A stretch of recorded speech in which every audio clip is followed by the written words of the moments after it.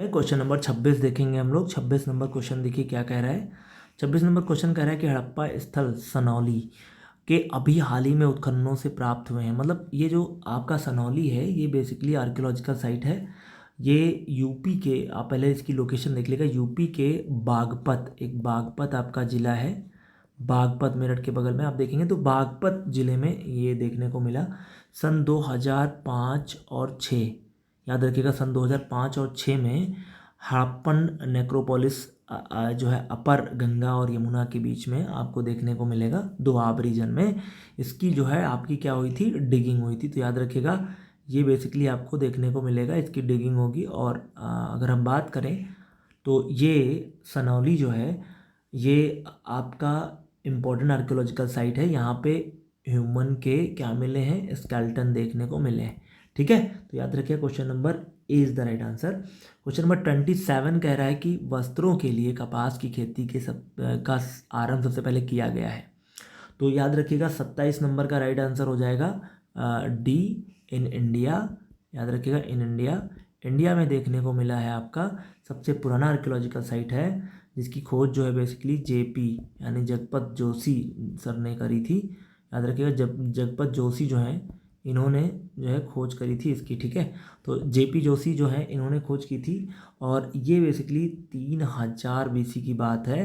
और आपको पता है मेहरगढ़ जो है, मेहरगढ़ में आपको मेहरगढ़ में देखने को मिले किसके, आपके आल जो है आपके साइट देखने को मिले हैं और यहीं पर सबसे पुराने कपास की खेती के साक्ष्य मिले हैं।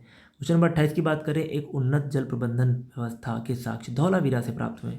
और आपको पता है यहाँ पर तीन, मतलब बेसिकली 3 नगरों को मिला करके बना है धौलावीरा। 3 चीज़ें देखने को मिलेंगी, पश्चिमी टीला, पूर्वी टीला और मध्यम टीला। तो ये देखने को मिले हैं। एकमात्र आर्कियोलॉजिकल साइट धौलावीरा। धौलावीरा के बारे में आप याद रखिएगा, ये स्टेट ऑफ गुजरात में है। और ये मैंने आपको बताया था, अभी भी डिस्कस किया था कि ये धौलावीरा कच्छ की खाड़ी के रीजन में देखने को मिलेगा। और ये जो है धौलावीरा जो है ये 1989 के दौर में इसकी खुदाई हुई है। और ये बेसिकली खोज लिया गया था 1967 से 68 के आसपास इसको खोज लिया गया था, डिस्कवर कर लिया था गया था।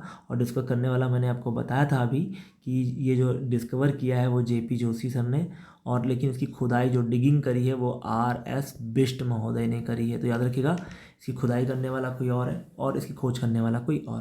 तो इस तरीके से हमने चीज़ों को देखा। आई होप चीज़ें आपको समझ में आ रही होंगी। अब हम लोग आगे बढ़ेंगे।